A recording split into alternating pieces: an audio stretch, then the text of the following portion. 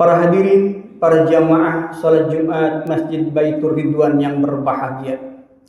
Pertama, mari sama-sama kita panjatkan rasa puja serta puji beriring syukur kita kehadirat Allah Subhanahu wa taala yang telah memberikan nikmat iman, nikmat Islam, wabil khusus nikmat sehat wal afiyah.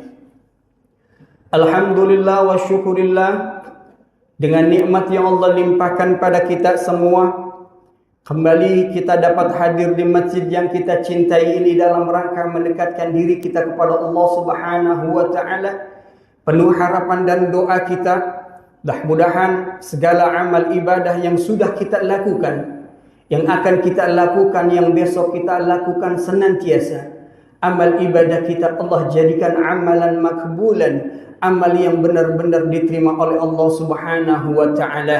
Dan insyaallah kita akan peroleh, kita akan petik amal ibadah kita tersebut kelak kembali ke hadapan Allah Subhanahu wa taala dengan kalimat sebaik-baik amal ibadah. Amin ya rabbal alamin. Salawat beserta salam kita sampaikan pada Nabi kita Muhammadin sallallahu alaihi wasallam.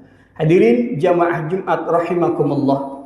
Sebelum khatib menyampaikan khutbah yang bertemaan menyambut bulan Rajab dan mengikuti akhlak Rasulullah sallallahu alaihi wasallam, terlebih dahulu khatib berwasiat khususnya untuk diri khatib pribadi, umumnya untuk para jamaah, mari sama-sama kita tingkatkan rasa takwa kita kepada Allah Subhanahu wa taala dengan makna, dengan arti takwa sebaik-baik kita untuk melaksanakan segala perintah Allah dan Rasulullah, dan kita berusaha sekuat tenaga kita semaksimal mungkin untuk meninggalkan hal-hal yang Allah dan Rasulullah larang kepada kita.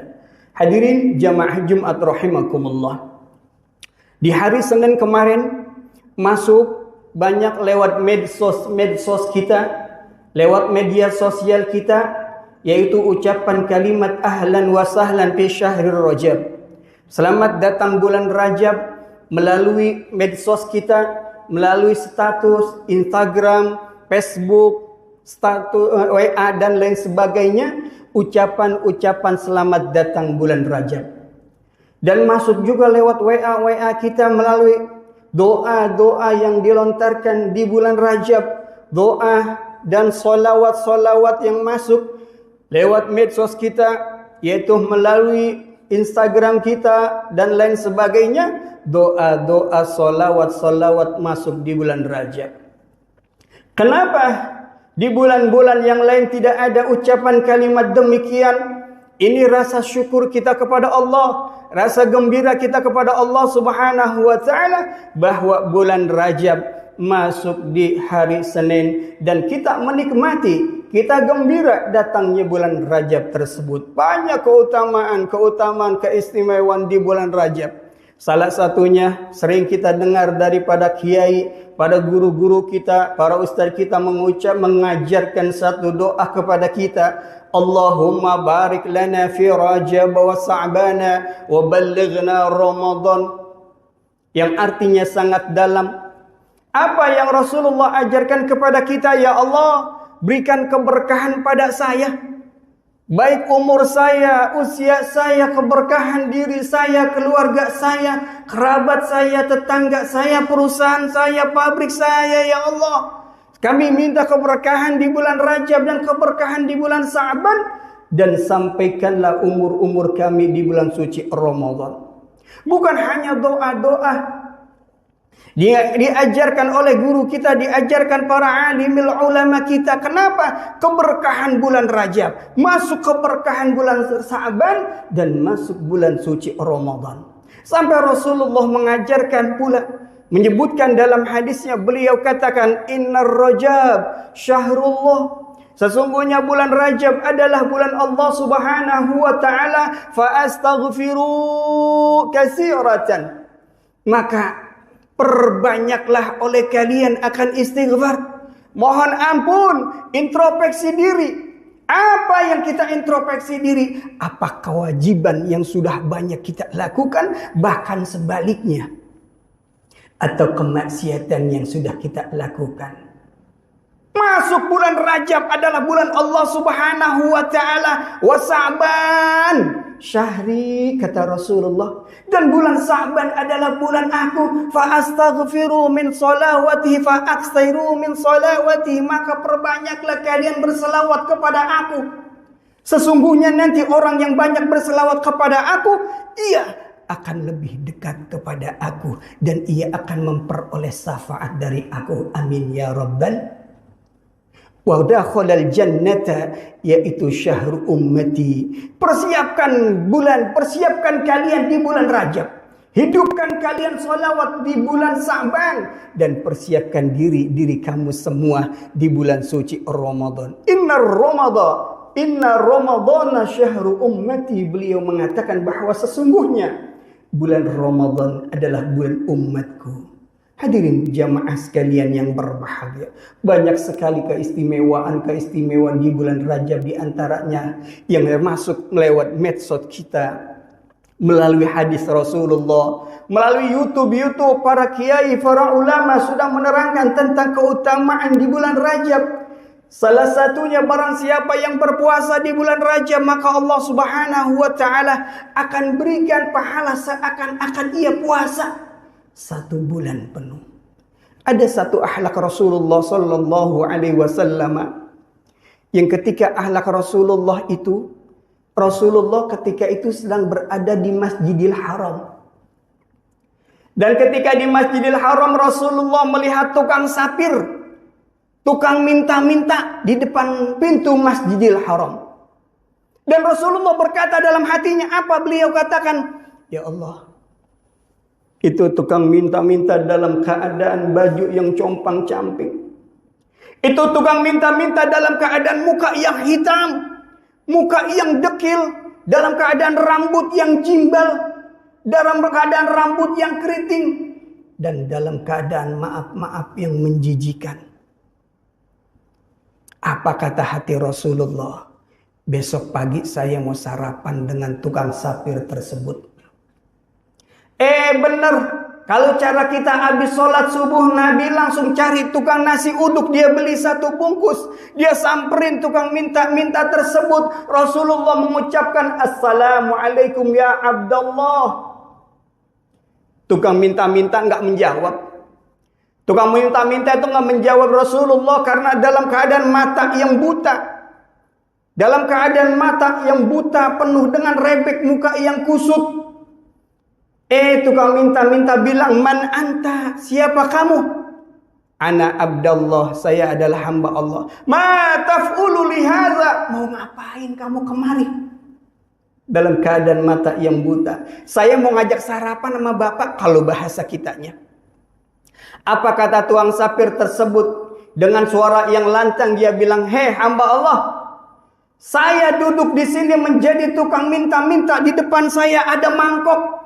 Orang lewat yang ngasih 1.000, yang ngasih 2.000, yang ngasih 3.000, yang ngasih 5.000. Di sini saya duduk 10 sampai 15 tahun. Orang dekat saya sama saya aja dalam keadaan jijik, dalam keadaan geli. Kok kamu kenapa mau ngajak saya sarapan? Jangan bercanda, kamu mau ngajak sarapan dengan saya? Apa kata Nabi kita? Sedikit pun saya tidak bercanda, Pak. Sedikit pun saya tidak bergurau. Nih, saya udah bawa nasi 1 bungkus. Ayo, silakan buka mulut bapak, saya suapin. Disuapin sama Nabi. Ternyata pas disuapin sama Nabi, apa kata beliau? Hamba Allah, kamu beli nasi di mana ini? Kok nasinya enak banget? Nasinya mudah saya kunyah, nasinya mudah saya telan. Enak ini, nggak keras nasinya. Kamu beli di mana? Biasa di tempat saya beli. Katanya kamu mau sarapan bareng sama saya, ayo kamu makan. Nabi makan ketika itu. Disuapin lagi sama Nabi, suapan kedua dia bilang enak nasinya. Pas ke suapan ketiga tukang sapir ngomong, Pak. Ketika suapan ketiga apa kata tukang sapir? Dengan suara yang lantang, dengan suara yang keras tukang sapir bilang apa dia bilang? Wahai bapak-bapak, wahai ibu-ibu yang lewat depan saya, dengerin omongan saya. Jangan percaya dengan Muhammad. Muhammad adalah seorang pembohong besar. Saya dengar Muhammad membawa ajaran baru yang disebut dengan Islam. Saya dengar Muhammad memiliki Tuhan yang satu yang disebut Allah. Saya dengar Muhammad memiliki kitab suci yang disebut dengan Al-Quran. Saya dengar Tuhan Muhammad telah menciptakan 7 lapis langit beserta makhluk-makhluknya, yang telah menciptakan 7 lapis bumi dengan makhluk-makhluknya. Saya dengar Tuhannya Muhammad telah menciptakan manusia dari berbagai macam suku, bangsa, dan bahasa. Dan saya dengar Tuhannya Muhammad telah menciptakan manusia dengan berbagai macam warna kulit. Jangan percaya dengan Muhammad. Muhammad adalah pembohong besar. Karena dalam keadaan mata yang buta, dia nggak bisa melihat di sampingnya siapa. Yang nyuapin siapa? Ketika itu ada sahabat yang lewat. Apa kata sahabat? Muhammad. Apa kata Nabi? Shh, jangan berisik. Udah biarin aja. Kata gitu aja. Kamu nggak sakit hati Muhammad, kamu dikata seperti itu, kamu dicemooh seperti itu, kamu dibully seperti itu, kamu nggak marah Muhammad?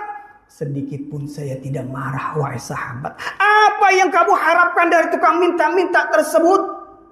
Apa yang kamu inginkan dari tukang minta-minta tersebut? Aku mengharapkan agar dia beriman kepada Allah. Agar beriman kepada aku, akan menyembah dia, akan menyembah Allah. Yang tadinya dia menyembah berhala, tinggalkan berhala, dia akan menyembah Allah. Yang tadi dia menyembah api, tinggalkan api, dia akan menyembah Allah. Muhammad, seandainya tukang sapir itu enggak menyembah Allah, enggak beriman kepada kamu, wahai Muhammad, apa yang kamu harapkan? Aku berharap anak cucu turunannya akan beriman kepada aku dan beriman kepada Allah. Nabi bertanya, wahai sahabat, kamu mau kemana? Saya mau ke sana, wahai Rasul. Lanjutkan perjalanan. Sehari, 2 hari, ketiga hari, Rasul sakit. Nggak nyuapin lagi sampai meninggal dunia.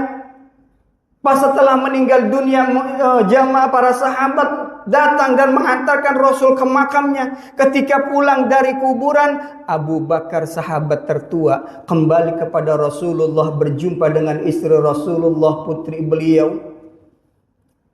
Apa yang ditanyakan, wahai Aisyah putriku, istri Rasulullah, ada apa wahai ayah? Ketika Rasulullah meninggal dunia, apa ada wasiat yang beliau titipkan kepada kamu buat kami para sahabatnya? Ada ayah. Apa wasiatnya?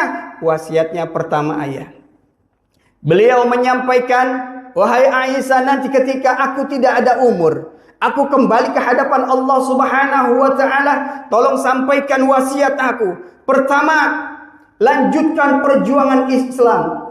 Tegakkan li'ilati kalimatillah. Mereka yang menyembah patung, kembalikan mereka nyembah Allah. Mereka yang nyembah matahari, kembalikan mereka nyembah Allah. Mereka yang menyembah api, kembalikan mereka yang nyembah kepada sembah Allah Subhanahu wa ta'ala. Tegakkan kalimat la ilaha illallah.